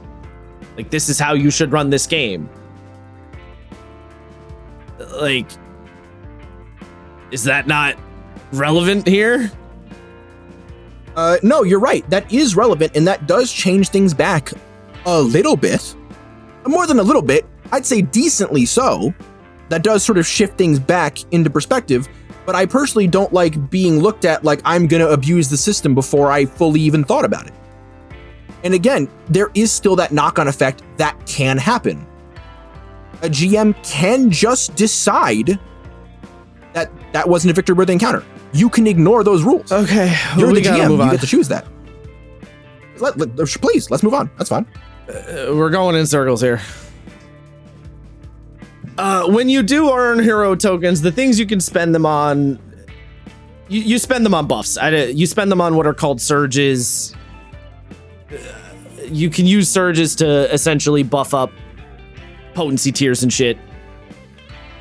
I think. I don't even really remember. You can also use them for rerolls. Yes, the surges, to be honest, I'm not 100% clear on the surges myself. I did read it, but I was a little bit confused, so I'm just going to look at them real quick. If I remember correctly, it's... I don't know. It doesn't even matter. Whatever. You can spend a point to get 2 surges, allowing you to increase damage or potency of an ability, or assuming either one or the other. You can spend hero tokens to reroll failed saving throws, giving you new ones. You can spend them to reroll general checks, and you can spend 2 on your turn when you take damage to regain stamina equal to the recovery value before you took the damage. So basically, you can take a hit and then burn 2 and say, actually, I came back stronger than I was before, having your cool hero super power up. Ooh. Okay, hold on. I'm just going to read what surges do here. Hold on. When you gain a surge, you keep track of them on your character sheet. Surges can be used in combat to deal extra damage to your foes and increase the value of potencies. Whenever you deal roll damage, you can spend 3 surges to deal extra damage to one creature or object targeted by the ability. Each surge you spend deals extra damage equal to your highest characteristic score. Whenever you target one or more creatures with an ability that has a potency, you can spend 2 surges to increase your potency by 1 for one target. You can increase potency by more than 1 using surges, though you can spend additional surges to increase the potency of multiple targets. That's what the surges are for. Yes. They're sort of they're essentially a floating modifier that you can toss around based on a bunch of different character abilities. Then it just brings up some stuff. It talks about always rounding down, how to dictate creatures versus objects, supernatural versus mundane, what qualifies as PCs versus NPCs. A lot of like sort of basic just RPG language explanation, essentially. Then it gets into your primary heroic resource, the things that you use to sort of reinforce the heroic combat nature of things.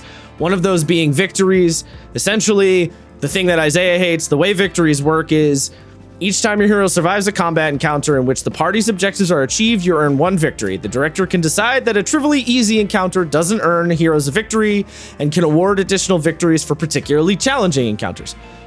You can acquire victories for non-combat challenges. When your hero successfully overcome a big challenge that doesn't involve combat, the director can award you a victory. Such challenges could be things such as a particularly complicated and deadly trap, a negotiation, a montage test, a complicated puzzle, or the execution of a clever idea to avoid a battle. Especially difficult challenges can get your extra. Essentially, victories are your experience points when you finish a respite, which is essentially this game's equivalent of long rest. You lose all of your victories and they convert into XP. So if you had 5 victories, you rest, you get 5 XP. XP does the usual. XP accrues. Every level is 15 XP points in this game. They do not increase as you go up in levels. It's a set amount. Then the main thing, and this is like one of the really, really core mechanics of the game, is heroic resources. So every class has a heroic resource. Your heroic resource increases throughout a fight based on some very specific parameters, which differs from class to class. Everyone accrues their heroic resource in different ways. So how your particular class gets them, you know, basically, depending on what class you pick, you have to read to figure out how your particular class acquires heroic resources. But essentially, heroic resources are your ammo count that you spend to use on more powerful abilities. So you have your signature abilities, which you can do all the time, and then your heroic abilities, which are ones that you need to spend heroic resources to utilize. So if your class has something that costs 3 heroic, you know, if you're a censor and you have something that costs 3 piety, you have to spend the 3 piety to use the ability. This is the core mechanic of literally all of the classes. These are like built into everything, and each class has a different name and a different, like I said, a different way they get them. Yes. To add on to that, typically the way that you do get them, there seems to be 2 primary ways and a couple offshoots. Typically, you either everyone has the one basic way. Yes, you get the one basic way, which is, say, at the start of combat, you get a certain amount equals the number of victories you have. Typically, at the start of your turn, you get a certain number back. The big change there is that some classes get a just flat number back, either 1 or 2, depending, and there are some where you have to roll a d3 to get them back. It seems like abilities that are typically stronger off rip are the ones that you have to roll for. So there is stuff for the Fury for doing their like big damage. So those heroic resources have to get rolled on. See, you know, whether or not you can do that brutal critical equivalent every round. But there are other ones like the Censor where you just get like 2 or so back. It's not to see if you can use the ability. It's to see how much of your heroic resource you accrue. Right, but I read that as like it's to create a level of unsurety so that you can't do the big dick damage attacks every round, right? It's like you can't necessarily do your best thing every round. Yeah, like the conduit has to roll a or the conduit can choose to pray at the beginning of a round and roll a D3 and potentially get 3 of their heroic resource back at the beginning of a turn, which is a lot. But if they roll poorly, they can piss their god off, and there can be downsides to that. So it's a little bit of a risk-reward option there. The Bard can also do, the Troubadour can also do a similar thing. Then you have recoveries, which are, if you're familiar with 4th edition, those are your healing surges, as they called them in 4th edition, which effectively you can use a maneuver which is the rough equivalent of like a bonus action.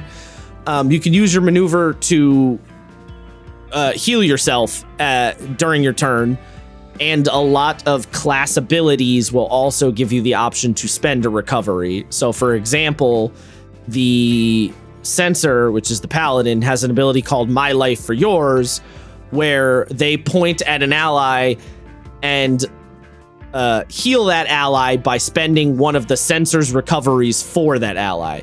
The Conduit has an ability where they can heal an ally and they say, okay, you player, you can spend a recovery right now, even though it's not your turn, to regain some health. So there's lots of different ways that recoveries can go off, but they're basically little mini healing boosts that you get throughout the combat. That's the main way you're gonna keep yourself up in this game, is via recoveries. And almost every class has, as far as I can tell, has some kind of thing that interacts with recoveries. It's very much, I think they're trying to avoid the problem of you have to have a healer on the team, and I do think they've seemed to have mostly avoided that, because even the Tactician, which is your like fighter equivalent, has a bunch of ways that they can heal their teammates with recoveries. Yes, I have not seen a single class from what I can tell that didn't have some sort of interaction with it. Yeah, pretty much. I'm maybe I didn't see one on the Elementalist. I don't know. Well, I guess it depends on your subclass, actually. But and in case you're like Mike Merles and you think it's stupid that the what did he say, the what the fuck was the class called in 4th edition? Oh god, the Warlord. You can't shout your hand back on. And so it's stupid for a class like the Warlord to be healing. The idea is that your characters are heroic characters like Rambo, and after they just mowed a bunch of dudes down, they roll behind the tree, rip a piece of cloth off their clothes and suture up, or not suture up, but like wrap up their wound really quick and like burn it with a cigar. Like it's that kind of idea of like, you take a breather and just fucking tank the hit because you're that much of a badass. Yeah. You get all your recoveries back when you finish a respite. There's no short rests in this game. There's only respites, which are long rests. So recoveries are kind of your replacement for the short rest thing. And then a respite is literally you rest in a town or a safe place for 24 hours. So it's very much not a night of rest. It's like a respite in this game is like I'm taking at least a day to like chill the fuck out and really like relax. So you can't just sleep it off and be good to go. You need to like spend some actual time resting. Yes, not in love with this one. I understand the legitimacy of it. I understand why the thought process is there as a player. Not in love with it as a GM. I get it. Well, it's all going back to the theme of the game, right? The idea that heroes can push on for a longer time, but when they finally do choose to rest, they have to rest for a while. It's the Age of Ultron thing, right? They can fight and fight and fight until they're eventually worn out, and then they have to all go to Hawkeye's place and sit around for 3 days and chill out. Yes, my only gripe is that there are some abilities that only recharge in a respite, and then some of them I don't think are necessarily good or cool enough to get that recharge. And yes, you can sort of push it off by getting victories, which can restart things. But given how much time it is, I think that can be a source of annoyance for players. I don't think players are really going to notice much. They might not. I have not played the game enough. I mean, but mechanically, it's not that different. It's only really different, like, fictionally. Sort of. It's harder to say, all right, we're going to spend a full day in the dungeon doing fuck all versus we're going to take a rest at night, sleep in our tents. You can't spend a day in the dungeon. A right, respite has to be in a place of like, it has to be in like a town or a hovel, or like it needs to be explicitly safer than that. I don't think it says it has to be. I think it says it's recommended that it is. Recover during respite and doing nothing but sleeping in and dressing room. You also undertake one respite activity. Just keep in mind that while you're resting, enemies are still scheming. If you test to take it is safe, it's best to take a respite in a safe place where you aren't in a hostile environment at risk of being attacked. If your respite is interrupted by enemies attacking, an earth tremor, swarms of biting insects, and similar distractions, the respite ends early and you don't gain them. Okay, so I guess yes, it doesn't have to be. It does specifically say the standard 8 hours or so of sleep one gets a night doesn't count as a respite. The rules assume all heroes take time to sleep and eat and take care of all the other functions necessary for life, even if they aren't engaged in a respite. So yeah, I guess you could maybe try to rest in a dungeon, but it would be quite difficult. I think given the way the rest of the mechanics work, I think it's fine. I think it makes sense, and I actually think that's more interesting, that you push it and push it and push it until you can push it no more, and then you have no choice but to like retreat, essentially. I feel like it's more interesting than, we'll just bar the door and sleep in the dungeon. That always felt goofy to me. Well, so I guess maybe it would bother me less if it wasn't if your respite is interrupted at all, you just lose the 24 hours. I think that kind of frustrates me. Yeah, but if it didn't work that way, it wouldn't work mechanically as well if it didn't work that way, given the way the rest of the game works. Well, it can, because long rests can be interrupted up to, I think, an hour. And you get like right. But this game doesn't have that kind of distinction, right? It only has the one form of resting, and abilities are based on a resource that, you know, goes up over the day. You can't there isn't really, mechanically speaking, a respite has to be either on or off, because there isn't any mechanic that could really granularly work there. I don't think that's true. I think you can have the exact same thing. Like, you can have, in a 24-hour period, you can have up to an hour where your respite's interrupted, where you don't lose the whole thing. Because you can have a situation where, like, narratively speaking, you're going through your respite, you're doing some fun roleplay, and then, you know, afternoon rolls around, and then some weird shit happens, and it's like, all right, well, now you don't get the respite. Like, it feels like an easy way to waste time if something interrupts the respite, like, when you're almost there. You know what I mean?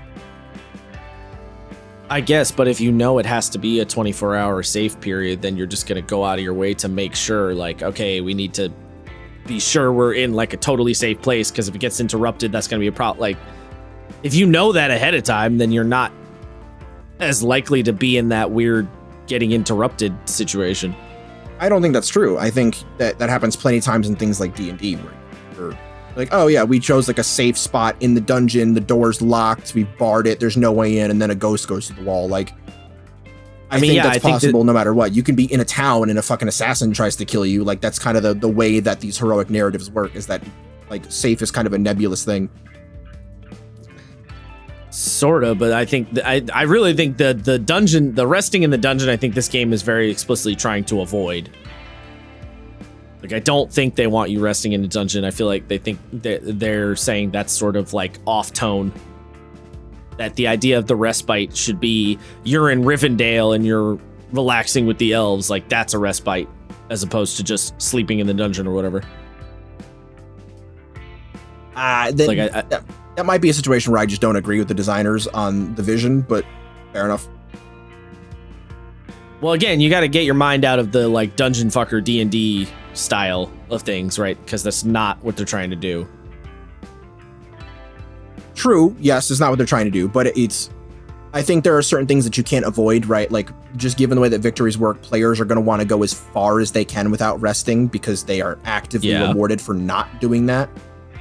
Right, that's the point, It can be an easy situation where the players might, you know, overextend themselves and are therefore unable to rest.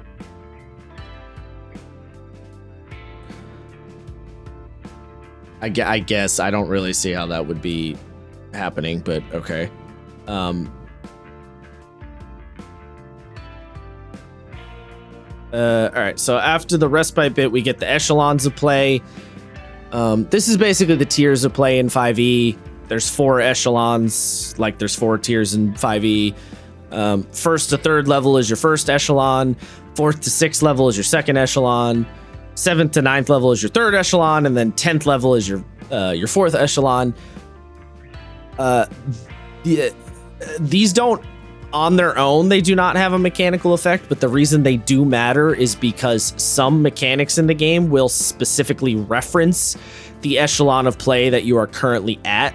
So, for example, I think quite a few of the kits will specifically say, let me see if I can find it. Yeah, so like the the Cloak and Dagger kit specifically says stamina bonus is +3 per echelon.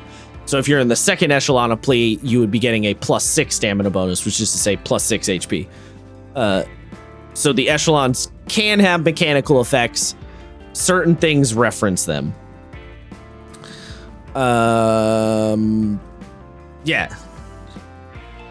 Then after the echelons of play, it gets into setting stuff. We're not really here to talk about setting stuff. I'm not necessarily, not my bread and butter. There's several pages on the setting. It's called Orden and the Timescape. Matt Colville is a fantasy novel. I mean, he's a writer. He worked in video games as a writer. That's like kind of his main thing. So there's a lot of world design stuff going into this game. I did actually read all of it, or almost all of it, and it is interesting stuff. We're just not going to go over it here, but if you're curious, yes, the game has a setting. Yes, there's lots of lore and juicy tiddly bits to sink your teeth into. Then we get making a hero. So, you know, how does character creation work in this game? So it starts talking about your first session, which this is Matt Colville's weird hatred of the phrase first session coming out. I feel like, or sorry, his weird hatred of the phrase session 0 coming out, because they call it your first session and then they say often referred to as session 0. I don't know. He just has a weird semantic hatred of the phrase session 0. Whatever. I've heard tell of this. I've not actually seen the video where he talks about it. It's just like a pet peeve. He's talked about it on streams and shit. It's just like a pet peeve he has about it. But anyway, it talks about the first session, which is just to say session 0 and just how to, you know, how to run it, what you do as the director a little bit, you know, basic stuff. And then we get into the actual steps of making your hero, which is to say making your character. Step 1 is simply just think about it, which is to say, what kind of character do you want to play? Why did they become a hero? Why did they choose, or what did they do before being a hero? Why did they choose to be a hero? What's their personality? How do they fight? So on and so forth. Then you pick your ancestry, which is, you know, your species, which in this game you have Devil, Dragon Knight, Dwarf, Woad Elf, High Elf, Hakan, Human, Memonach, Orc, Polder, Revenant, or Time Raider. A couple of those you'll know what they are, and a few of them will be a little different. Future supplements will almost certainly, the book literally says future supplements will introduce additional ancestries. So there's quite a few places where the book is like, we're gonna add more later, don't worry. They do that quite a few times. Then you have your culture. So this is a really interesting element of the like character creation in this game.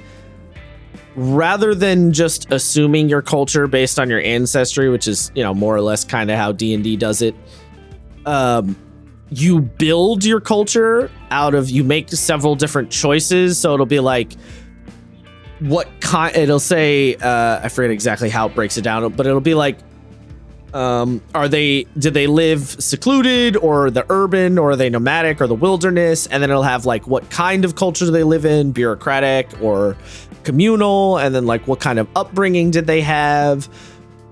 Basically, it breaks the culture bit down into several parts, and then each part will have a mechanical effect on kinds of skills and things that you get from your culture. So essentially you build, instead of just having origins the way like 5e does, you build your origin out, and then after your origin, or after your culture, you have your career, which is essentially what did your character do before they became an adventurer.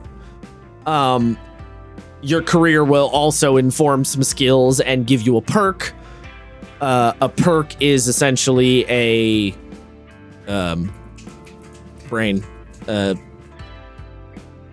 feat. A perk is the equivalent of a feat in this game.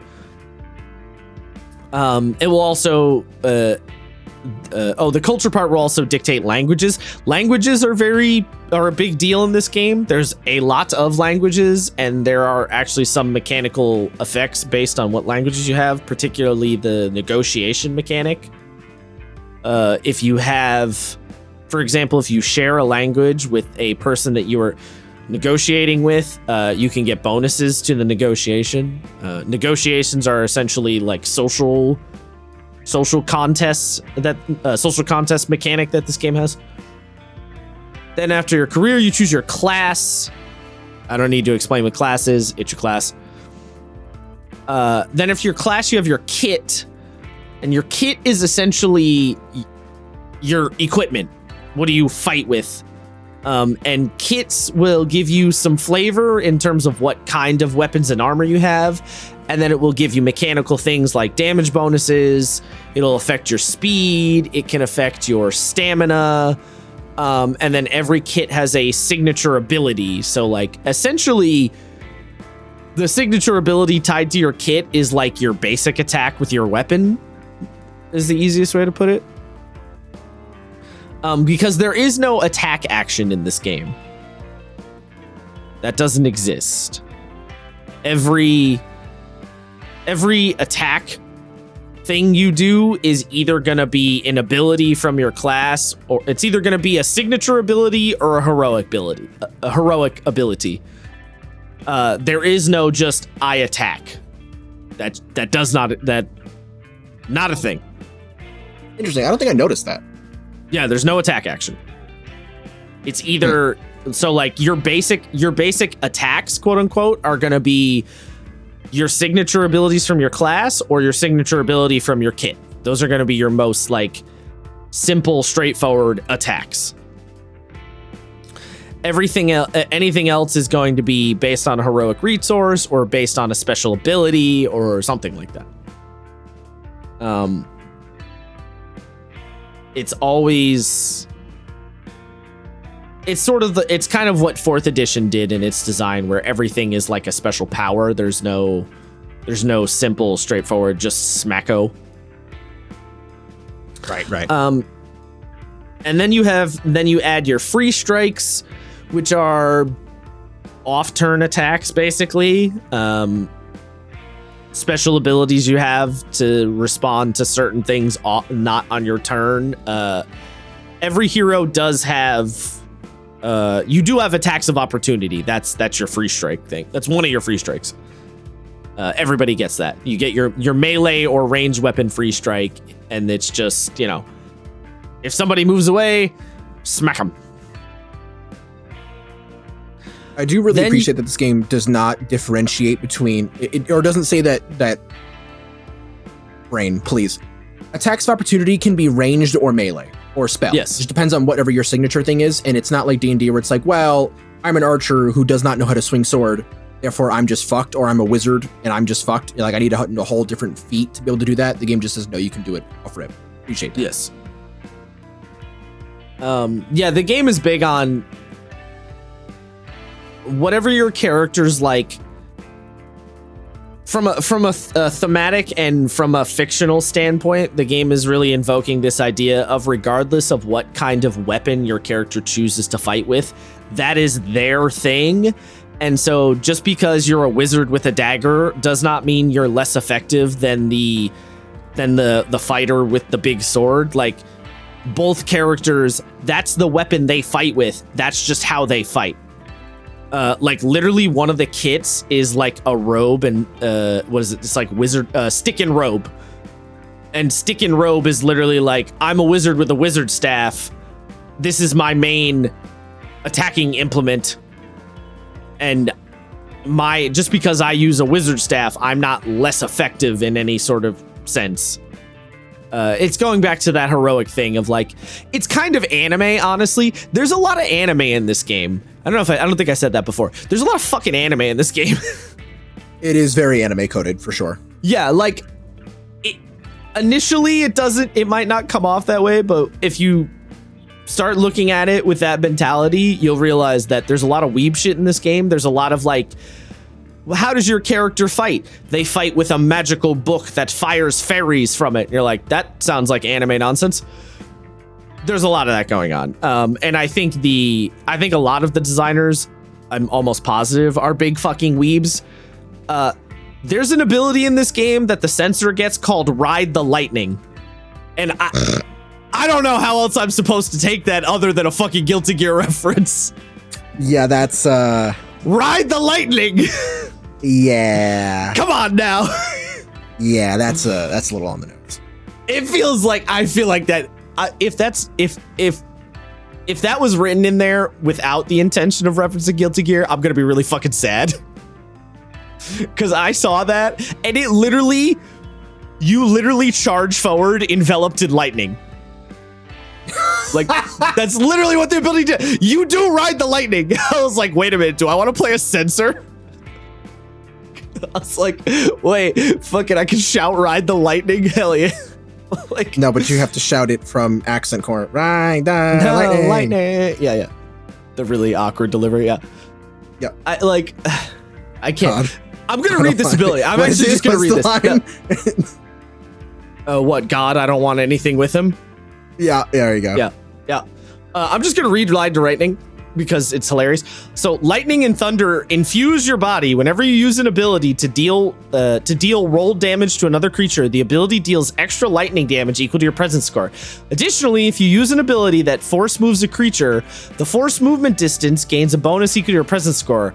While you're under the effect of the Windwalk feature, lightning enhances your locomotion to grant you a bonus to speed equal to your might score.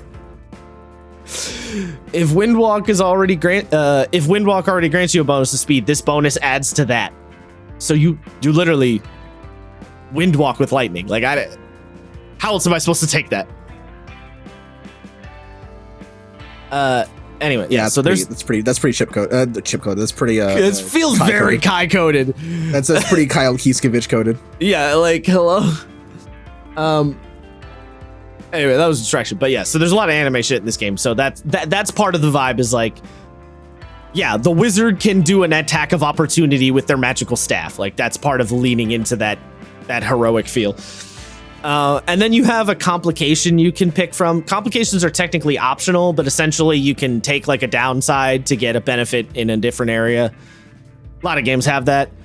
Then you just flesh out your details, which is just, backstory and appearance and personality and all that stuff. And then the last step to character creation is quote unquote making connections, which is basically just having the director go around and ask a bunch of questions of the various characters and how they might know each other. There is a bulleted list of some sample questions, such as when you were fighting a monster, one of your party members saved your life. What were you battling and who saved you? So they're very Dungeon World and Apocalypse World style narrative prompt questions. And that's, yeah. So 10 steps to making a character. You're going to spend a lot of time on class and culture. Those two are going to be a while. That is exactly where I was at while building the character. That's where I'm at right now. That's the meat of it. And then it mentions a couple options. So like, or not, it mentions a couple of, I don't know, rules about how your character is. So it mentions adventuring gear. Basically, this game doesn't give a shit about tracking gear, much like how Fabula doesn't give a shit about tracking gear. If you should reasonably have it, your character can have it. At the director's discretion, you might lose gear or something might break, or there might be some sort of narrative reason that you don't have access. Like if you're thrown in prison, for example, you don't have access to your lockpicks, like that kind of a vibe. But generally, the game doesn't really care about tracking food and water and torches and all that hootenanny. There's a little paragraph on changing your character options, which I thought was interesting. They basically say if you don't like the character choice you made, just change it. Just swap it. Fuck it. Go for it. It literally says, if they say it's fine to swap that aspect out for something else, go for it. You shouldn't be stuck with any option that makes the game less fun for you. So no bones about how that is. If you want to swap things out, fucking swap things out. And then you get, and then it also mentions an optional rule to like swap out your abilities on a respite if you want to sort of, split the difference a little bit with your GM and say, can I, I don't like this ability. Can I pick a different one? And the GM says, all right, next time you rest, you can. And then it just talks a little bit briefly about heroic advancement. Leveling up is actually really easy in this game. So it's 15 XP. When you rest, you convert, you do a fight, you earn a victory. Once you have a certain number of victories, you rest. Or not once you have a certain number. You accrue however many victories you accrue, you take a respite. Once you rest, those victory points convert directly into XP points. Once you have 15 XP points, you level up. Leveling up is literally just a case of looking at your chart under on your class page and just taking the abilities that your class tells you to take, much like how 5e level ups are. That's not to say that you don't have choices when you level up. There are a lot of choices to make when you level up. Don't worry. Because basically every class has a big swath of different heroic abilities to choose from, or perks that you choose from, or every couple of levels you get stat increase or characteristic increases. So there's plenty of choices to make. And then if you want to speed up the pace of your game, there's some suggestions for XP curve if it's double XP, or XP curve if you want to do it slower, so half or double. The game also does briefly mention milestone XP. Yeah, the funny thing about the way the game describes milestone XP is it gives an example where it says, for example, in a campaign where the heroes have to face 9 evil mages, it makes sense that each time the heroes defeat a mage, they gain a level. The director should keep the milestone goals flexible, though. Defeating a mage could mean stopping them with violence, using negotiation to make them stand down, or anything else that thwarts the evil plans. I would argue that's not actually describing milestone XP. Yeah, I think so. They have the one directly underneath it is just like whenever the GM decides. And that's the milestone one. that's milestone. Yeah, I was also confused by that little distinction. I'm gonna be honest. Yeah.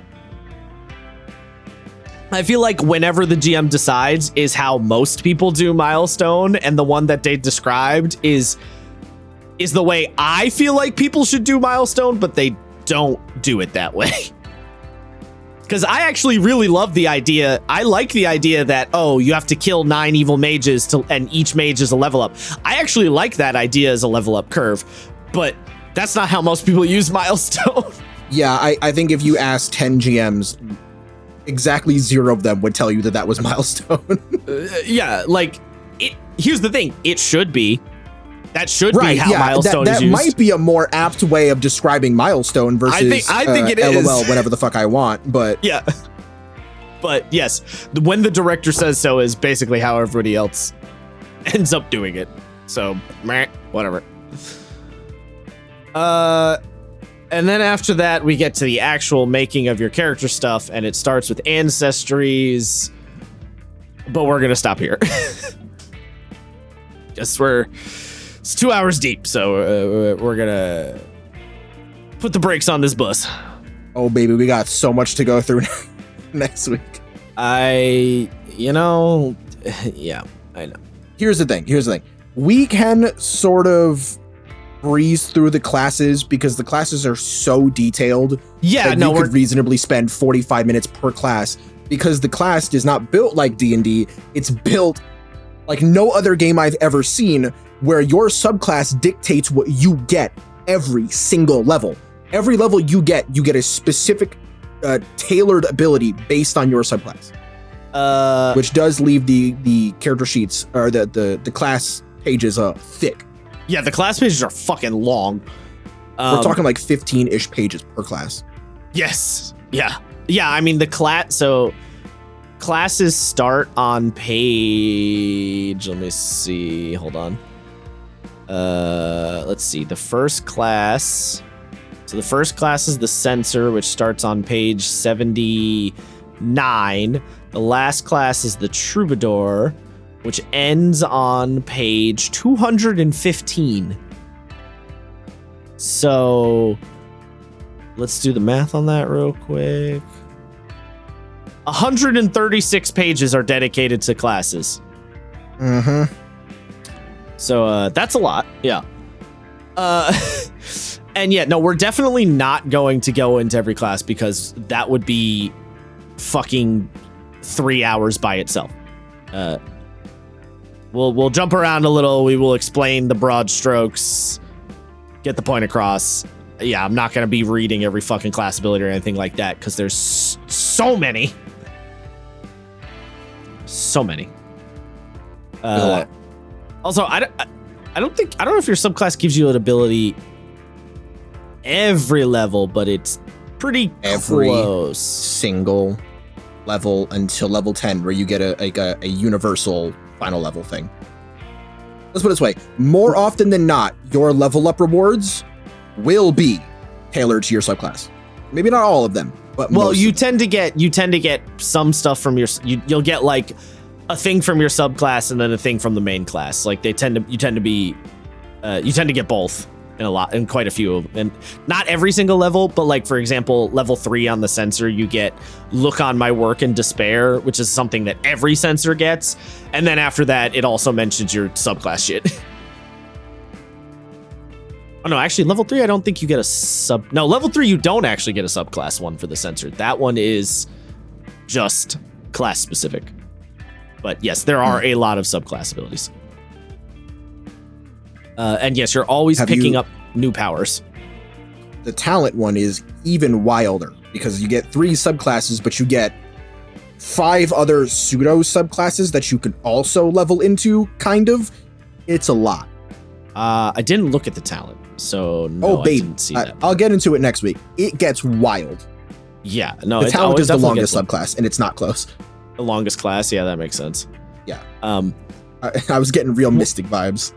And I went, Luca, well, my baby boy. I mean, that's literally what the talent was made to be. So yeah. Yes. No, I know. It's just funny how much Mystic vibes. That's explicitly what the talent was made. They made the talent. Well, they made the 5e talent, right? They did? Yeah, that was MCDM. Oh, sorry. My brain autocorrected to Mystic. I was like, I thought that was Merle's. No. I'm saying MCDM made the 5e version of the talent a while ago. Yes, I did read that forever ago. And that was basically the prototype version that is now in this game, and it was almost explicitly as a response to the Mystic thing that came out. So, yeah. The other thing too about classes is like there's no spells in this game, so everything is done through your class abilities. So there's a lot of fucking class abilities to compensate for the fact that there are no spells in this game. Which I think is a thing that people kind of bitched about with 4th edition, funny enough. That there wasn't enough? No, so the idea that, if I remember correctly, 4th edition also didn't have spells. Everything was just based on powers, and people didn't like that vibe because it has like kind of an implicit superhero feel to it, which it kind of does, but like I don't care. Yeah. I mean, I like it. As someone who's not read 4th edition, I don't have a personal opinion on it, but I'm sure it works basically the same as this game. It's the same idea. You have all the like the signature and the heroic abilities. It's the same kind of thing. Gotcha. There's a lot of 4th edition DNA in Draw Steel, if that wasn't obvious. Given that Mr. Colville will not shut up about how good 4th edition is, I'm not surprised. Yeah, there's a lot I'm not even saying I want him to shut up about how good it is. Frankly, someone should be batting for that fucking edition. There's a lot of 4E in MCDM. A lot of people have pointed it out, so. Perfect. Anyway, this has been us. If you like this nonsense, follow us on the social media. That has the links in the description. And if not, I don't know, go fuck yourself, I guess. Goodbye. Peace, motherfuckers.